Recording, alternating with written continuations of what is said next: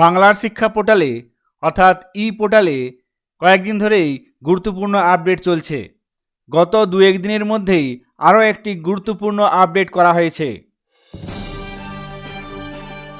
School take চ্যানেলে আপনাদের সকলকে স্বাগত। শিক্ষা সংক্রান্ত, স্কুলের অফিস সংক্রান্ত বিভিন্ন কাজের টিউটোরিয়াল এবং নতুন তথ্য পেতে সাবস্ক্রাইব করুন school take YouTube channel. Bangla শিক্ষা পোর্টালে নতুন এই মডিউলটি কিভাবে কাজ করতে হবে সেই বিষয়ে আপনাদের সাথে বিস্তারিত আলোচনা করব। প্রথমে বাংলা শিক্ষা পোর্টালে লগ ইন করে নেব। লগ ইন করলেই বাঁ দিকে যে অপশানসগুলি আছে তার মধ্যে থেকে স্টুডেন্ট ইনফরমেশান এই অপশানটিতে ক্লিক করব। তারপর নিচের দিকে একটি অপশান নতুন দেওয়া হয়েছে, একটি মডিউল নতুন দেওয়া হয়েছে, সেটি হলো list of students having Aadhaar number blank. কিছুদিন আগেই আমরা একটা নতুন অপশান পেয়েছিলাম, download students list having Aadhaar blank. এই অপশানের মাধ্যমে আমরা যে সমস্ত ছাত্রছাত্রীদের বাংলা শিক্ষা পোর্টালে আধার এন্ট্রি করা নেই তাদের লিস্ট ডাউনলোড করতে পারতাম। এই নতুন অপশান বা নতুন মডিউলে list of students having Aadhaar number blank, অর্থাৎ এখানে সমস্ত লিস্ট চলে আসবে এবং তারপর এখানে একটি কাজ করতে হবে। কি কাজ করতে হবে এবং কিভাবে সাবমিট করতে হবে আপনাদের আমি দেখাবো।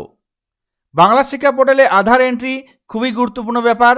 আধার ছাড়া বাংলা শিক্ষা পোর্টালে কোনো স্টুডেন্টকে আর রাখা যাবে না। বাংলা শিক্ষা পোর্টালে কোনো স্টুডেন্টকে রাখতে হলে তার আধার নম্বর অবশ্যই এন্ট্রি করতে হবে। আধার নম্বর এন্ট্রি না থাকলে ভবিষ্যতে নানা রকমের যে ইনসেনটিভ সরকার থেকে দেওয়া হয় সেই ইনসেনটিভ থেকে বঞ্চিত হবে এবং সেই ছাত্রছাত্রীকে বাংলা শিক্ষা পোর্টাল থেকে ডিলিটও করতে হতে পারে। চলুন দেখে নিই এই অপশানে কি কাজ করতে হবে। স্টুডেন্ট ইনফরমেশান, এই মেনুতে আমরা যে নতুন মডিউলটি পাচ্ছি list of students having Aadhaar number blank, এটাতে ক্লিক করব। ক্লিক করার সঙ্গে সঙ্গেই list of students no having Aadhaar এই পেজটি খুলে যাবে, যেক্ষেত্রে এখানে সমস্ত স্টুডেন্টের নাম চলে আসবে যাদের আধার বাংলা শিক্ষা পোর্টালে এন্ট্রি করা নেই। এক্ষেত্রে ড্রপ বক্স, সিসি এবং সেন্টার স্টুডেন্ট সহ রেগুলার স্টুডেন্টদের নাম এখানে চলে আসবে। এখানে যতগুলো এন্ট্রি দেখাবে সেই সমস্ত ছাত্রছাত্রীদের বাংলা শিক্ষা পোর্টালে আধার এন্ট্রি করা নেই। এরপর ডান দিকে একটি অপশান আছে marking students Aadhaar card status. এখানে দেখুন অপশানটি আছে, এই অপশানটিতে ক্লিক করলে status of students whose Aadhaar is not yet updated in BSP এই পেজটি খুলে যাবে। অর্থাৎ যাদের আধার নম্বর বাংলা শিক্ষা পোর্টালে এন্ট্রি করা নেই তাদের স্ট্যাটাস এখানে পুট করতে হবে। এখানে দেখুন serial number, student code, student name, date of birth, guardian name, class, section, roll number এবং লাস্টে whether the student has Aadhaar card. একটি কলাম আছে, এই কলামটিতে ড্রপ ডাউন অপশান দেওয়া আছে, প্লিজ সিলেক্ট।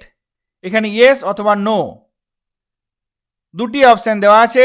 যদি আধার থাকে সেক্ষেত্রে ইয়েস অপশান সিলেক্ট করতে হবে, যদি আধার না থাকে সেক্ষেত্রে নো অপশান সিলেক্ট করতে হবে। এইভাবে এখানে সমস্ত ছাত্রছাত্রীদের আধার স্ট্যাটাস পুট করতে হবে। এই পেজে ছাত্রছাত্রীদের আধার স্ট্যাটাস পুট করা হয়ে গেলে, অর্থাৎ ইয়েস অথবা নো এন্ট্রি করা হয়ে গেলে এই পেজের নিচের দিকে একটি সাবমিট অপশান পাওয়া যাবে। এই সাবমিট অপশানটি প্রত্যেকটি পেজের ক্ষেত্রে পাওয়া যাবে। এখানে প্রত্যেকটি পেজে 40টি করে স্টুডেন্টের ডেটা দেওয়া আছে। সেক্ষেত্রে প্রত্যেকটি পেজে ছাত্রছাত্রীদের আধার স্ট্যাটাস ইয়েস অথবা নো করার পর নিচে সাবমিট অপশানে ক্লিক করতে হবে। আপনার এইভাবে প্রত্যেকটি পেজে প্রত্যেকটি ছাত্রছাত্রীর আধার স্ট্যাটাস ইয়েস অথবা নো পুট করার পর নিচে সাবমিট অপশানে ক্লিক করবেন। তাহলেই ছাত্রছাত্রীদের আধার স্ট্যাটাস এন্ট্রি করা হয়ে যাবে। বাংলা শিক্ষা পোর্টালের নতুন এই মডিউলটি কিভাবে কাজ করতে হবে, কিভাবে সাবমিট করতে হবে আপনাদের সাথে আলোচনা করলাম। ভিডিওটি ভালো লাগলে, তথ্যপূর্ণ মনে হলে, আপনাদের কাজে আসলে অবশ্যই ভিডিওটি লাইক করবেন। সকলে ভালো থাকবেন, সুস্থ থাকবেন। ধন্যবাদ।